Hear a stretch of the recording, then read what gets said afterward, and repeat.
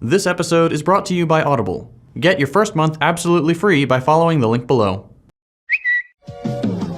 The world's dankest, sweatiest, Reddit shitpostingest tryhard, Mr. 2015, ifunny.com himself.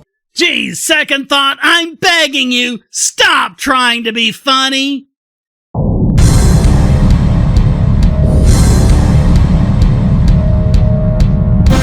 We're looking at how capitalism ruined the World Wide Web. Even though it was capitalism that created the World Wide Web. I would ask him to stop trying to be knowledgeable as well, but then, well, I wouldn't have as much material, would I? Just about everyone has a problem with the internet. We all use this necessary service for a million different things. And for many of us, we've even gotten to the point where we spend more time online. Yeah, he starts off with his usual rambling that goes nowhere. I swear, if brevity were a survival skill, he'd be the first of us to go. So we'll just skip it. He also regurgitates the myth of how the internet formed, which has only a grain of truth to it, but I've covered that extensively already too, so we'll skip most of that as well. But just to give you an indication. The internet couldn't have existed without the public sector. Not just because that's how history played out, but because the private sector literally wouldn't have done it. As I covered, the private sector was literally trying to do it. And the protocols they were developing were much more sophisticated. If we'd gone with the protocols developed by Xerox, Novell, or any of the others, we'd have universal encryption. Email spam wouldn't be a thing. We wouldn't have run out of addresses and made everyone go over to IPv6. The reason they went with the shittier government protocol, which didn't even use the full 7-layer OSI model, is because the FCC wouldn't allow privately developed protocols to be used over the National Packet Switching Network. Which, by the way, was only government-based because government forced out companies like Western Union and RCA who were making it themselves, and making it better. Like Telenet, a private network that had to fight the regulatory battle tooth and nail, costing them millions and meaning they couldn't make profit for years. By the way, all these networks, including ARPANET, were forcibly shut down in 1990.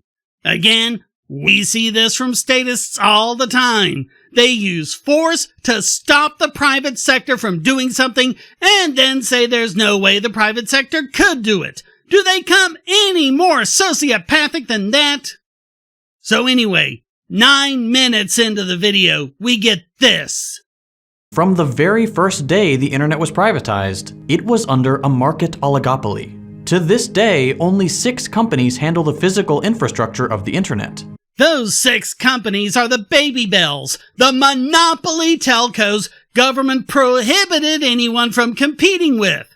In fact, if cable companies hadn't become ISPs, they would have had no competition at all. At any rate, he doesn't know what he's talking about. For the longest time, ISPs were dial-up companies, and anyone could set up their own ISP. For a while, I went with a local ISP called VNet, a small local outfit. Later on, I partnered up with a friend to get our own ISP going. There was tons of competition among ISPs. What changed all of this was the advent of broadband. Dial-up was limited to 56 kilobits per second, and the internet was moving on. So your only option for anything faster was something like a T1 or an ISDN line from your local telco, which was too expensive for the average person. It wasn't until DSL came along that always-on broadband could come to the home. So that was the point when telcos became monopoly ISPs. And every time someone tried to compete, local and state governments shut them down. Cable companies were able to do it because they'd already run cable to people's homes, and they were using the same cable that was providing cable TV.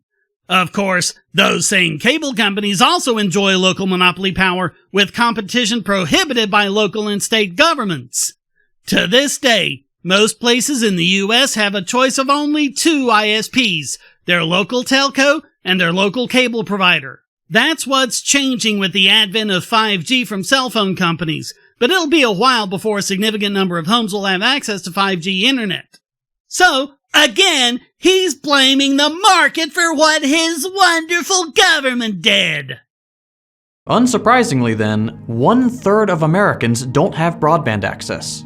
Yeah, and isn't that interesting? Because people like you kept saying that the whole point of these monopolies was that we couldn't leave it to the market because more remote areas will remain unserved. They just had to give the monopoly power so they could serve everyone. Of course they didn't, but again, Second Thought can't blame his holy government, so once again, the free market, which never had a chance to work, gets blamed. Do you now see the incredible levels of dishonesty that people like Second Thought have to resort to?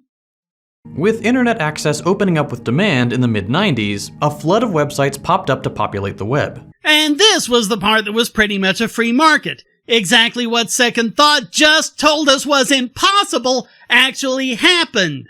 People started voluntarily making websites and connecting everyone together in a worldwide network of information, all hyperlinked together.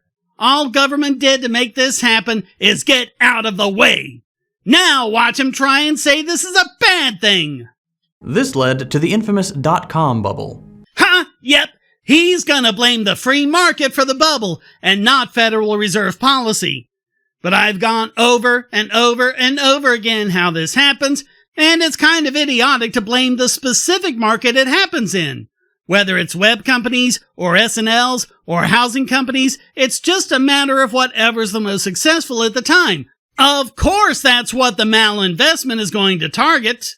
I've mentioned this before, but I'm linking to Stephen Horowitz's parable of the broken traffic lights. The basic idea is every single traffic light turns green at the same time, which means the cars pile into the intersection and collide or at least stop and get gridlocked. Don't blame the drivers for this. They were following the signals. A green light is supposed to mean red lights the other way, stopping the traffic and allowing them to move through. It's not their fault that it didn't. So it's not because the drivers became greedy or impatient or irrationally exuberant or whatever you want to attribute to them. They were making the best decision they could based on what the signals were telling them. And also, don't blame the area where there's the biggest backups. It's just because that's where the most traffic happened to be at the time. The blame belongs with the people who screwed up the traffic lights. In this analogy, the drivers are businesses in the economy, and driving is the active investment into long-term projects with a promise of a return on the investment. The gridlock is the recession. And the people managing the traffic lights is the Federal Reserve, or whatever the country's central banking authority is. By making interest rates artificially low and injecting cheap credit into financial markets, they make it appear to firms like they can go ahead and invest in all these projects when there just isn't demand for them. It wasn't people making websites that caused the bust. The bust was going to happen no matter what. If the internet hadn't come along at that time, it would have been something else. But again, Second Thought needs to find any excuse to blame the free market, so he's off to the races again. And from the fact that it's called a bubble and not the .com massive success / best event of the century maybe ever. But it was a massive success. The websites that had proper business models, like Amazon and eBay, thrived and are still going strong. A few companies had figured out that in order to make money on something that could just as easily be free, they would have to monetize activity. Yeah, because no one had used the advertising model before, ever. TV shows weren't interrupted every 10 minutes or so with 3 or 4 minutes of ads. Radio stations weren't at all playing ads between songs or anything. No, it's only now that we get the idea of monetizing something that's otherwise free with ads. Give me a break! In a system where profit is driven by rent and data, the competition is over who can occupy more of the internet's infinite space. Every click is monetized, every minute on each website is counted, and everything users do is kept track of to sell to the highest bidders. Right. And the free market was doing nothing at all to push back. Browsers didn't at all put a stop to pop-ups and third-party tracking cookies. Absolutely no one made browser extensions capable of blocking ads. Browsers never put in containers and sandboxes to stop one website from seeing what you were doing on others. And absolutely no one made a service called Library where nothing like that happens and all creators are instantly monetized and no one's shadow banned. Yeah, the government didn't at all go against them, did they? No, please look only at the places where I'm pointing and ignore the plethora of market activity elsewhere that goes against my pathetic state cult delusions. Surveillance is not just the norm, it's more fundamental than that. It's the very fabric of the profitable internet. The thing is, he's not even gonna tell you where it comes from, even though we know.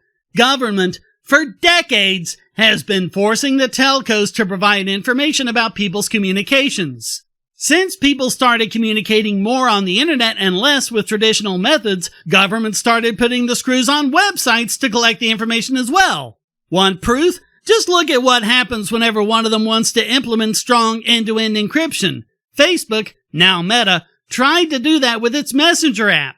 What happened? The government freaked out. They pulled in Mark Zuckerberg and everyone else they could think of into a very public subcommittee meeting to intimidate them into reversing course, in the guise of protecting children and stopping terrorists, of course. The social media companies were trying to make your communications private from everyone, including them. Government basically said, if you do that, we'll treat you like criminals, and they bullied them into submission. It's a place where unelected, all-powerful authority thrives. Like in a business, the most profit-hungry and wealthy have decision-making power over everyone else. Every decision about how to moderate a website like YouTube or Twitter isn't made through a process of collaborative deliberation and decision with a set of rules defined by and periodically reviewed by a democratic body. That should be obvious by now. The CEO and board of directors just do whatever they think will please advertisers and investors. As idiotic as it was to make this statement before the Twitter files, it's delusional to make it now. We have absolute proof that these moderation decisions for years have been done at the insistence of the FBI, the CIA, the Department of Homeland Security, and the White House. We've even seen how Twitter and Facebook initially pushed back and resisted these attempts, only for government to step it up and bully them into submission. All of which, by the way, is a major First Amendment violation, according to several Supreme Court decisions. Oh, and another thing. The market's technique for dealing with issues like this is competition, where new companies can form and do things differently. But what happened when, say, Parler tried to do exactly that? We saw it happen in a matter of hours. Both publicly and in secret, the government pressured domain registrars, Amazon Web Services, and other providers to take it offline. A crackdown that Second Thought later in this video approves of. Again, the free market is not being allowed to work. It's being stopped by government force. In practice, when it comes to political content specifically, this usually means tolerating white supremacist reactionary content. Oh, shut the fuck up. And I'm painfully aware of these things as a YouTuber myself. At any given time, a channel like this could just disappear. Funny how, when one does disappear, it's not anyone like you. It's someone like Mr. Dapperton. And I had videos directly censored and my very channel threatened. And I also have statistical proof of shadow banning. You seem to be doing all right. Your video has over 250,000 views and you have 1.4 million subscribers. You even got to swear in the first 15 seconds. The rest of us get dinged for that. And of course, your video is sponsored by Amazon, one of the companies you just complained about, you hypocrite. You even started your video with one of the ads you say you hate. Instead of waiting for Comcast or AT&T to put down cables where it's profitable, local governments have built their own publicly managed networks. Ha ha ha! Coulda made money betting on that one. After complaining about the monopoly power that his beloved government used to give to telcos, his solution is for the government to have the monopoly itself. He does not hate monopolies. He wants his cult to run the monopolies. And he complains about private companies spying on us? What the fuck do you think government is going to do when every single byte goes through their infrastructure? A public office, year after year, for example, could have the mission to extend internet service to more and more people. Yeah, 'cause that's what government does, isn't it? Provides the full service to everyone, right? It totally does this with roads, after all. The roads in remote areas are just as good as the roads where politicians live, right? You can only believe that if you're one of those privileged rich putzes that live in one of the nice areas. Come and look at my road sometime. I'd love to shove your spoiled rich brat face in that cheap, rough, gravelly crap they make us drive on, making the road narrower and narrower with each paving. Yeah, you can actually scrape off the grass on the side and see that it used to be about 8 inches wider on each side. The only reason it gets repaved at all is because it's a boondoggle to one of the crony paving companies. Now go see where our Governor Roy Cooper lives and see how nice the roads there are, you entitled fuck. We see this all the time from socialists. They whine about how they're oh so oppressed, when, if anything, they're petit bourgeois claiming the victimhood that other people suffer from. You make me sick!